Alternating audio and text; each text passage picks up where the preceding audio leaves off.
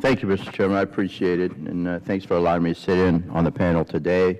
Again, I want to thank you for holding this legislative hearing, and I appreciate the opportunity to speak on my bill, H.R. 4151, the GI Bill Survey Act. Members of the committee understand that many challenges our veterans have in transitioning into civilian life after service to our great nation. America has always been the land of opportunity, and it is our responsibility that our veterans are equipped with the necessary resources to pursue that happiness. The brave men and women in our military services have answered the call to protect the liberties we are entitled to. Likewise, we must answer the call for our veterans. I'm sure you'll agree. Through the GI Bill, veterans can utilize these benefits to cover tuition, housing, books and supplies, testing and certification fees, and other education-related expenditures.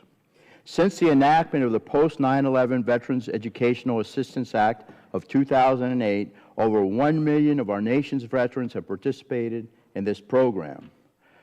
By fiscal year 2011, the post-9/11 GI Bill had the largest number of participants and highest total of obligations when compared to previous GI bills since 1984. The VA provided nearly $10 billion for that fiscal year in education benefits for veterans and beneficiaries, with the majority of these benefits applied to the post-9/11 GI Bill program. One of the biggest problems we continue to encounter when discussing the GI Bill is the lack of data available regarding to its participants. This goes beyond simply performance and outcome measures, but it also includes basic demographic information.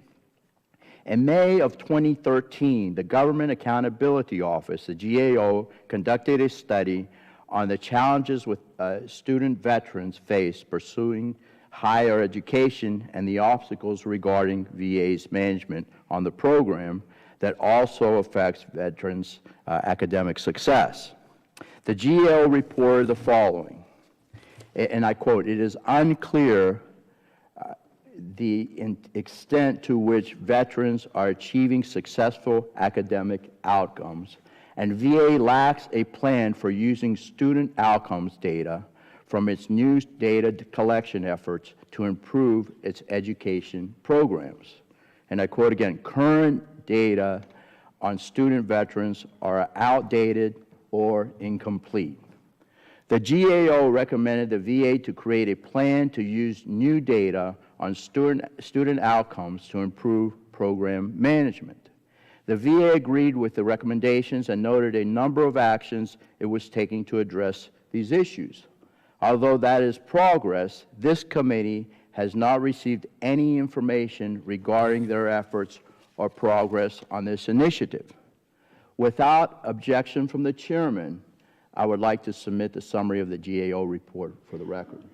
Without objection, so ordered. Thank you. To safeguard this important resource and to ensure our nation's veterans that their success into civilian life is a top priority of ours, I have introduced H.R. 4151, the GI Bill Survey Act. This comprehensive study would encompass several elements to better understand the effectiveness of the Transition Assistance Program, known as TAP, and what improvements can be made to VA education benefits. The first step in making the positive changes to a program is to fully understand its benefits and drawbacks. H.R. 4151 would require the Secretary of VA to contract with a third-party entity to conduct a survey of GI Bill users. The survey would be a comprehensive study of veterans' experiences when using their education benefits. The survey would prove beneficial to both the VA and Congress by providing a better understanding of a veteran's experience from the processing in the VA to their experiences with the school certifying official and how their education benefits and this program have benefited them. I appreciate the support for H.R. 4151 by the American Legion, the VFW, and the Students Veterans of America who came to testify before this committee. as well as the support of the Association of Private Sector Colleges, Wounded Warrior Program, and then also the Vets First. They all submitted their testimonies for the record. I encourage my colleagues on this committee to support this bipartisan piece of legislation. I hope we can come together to keep our promise to our veterans and ensure that the men and women who dedicated their lives to serving our nation have the viable resources to successfully transition into civilian life.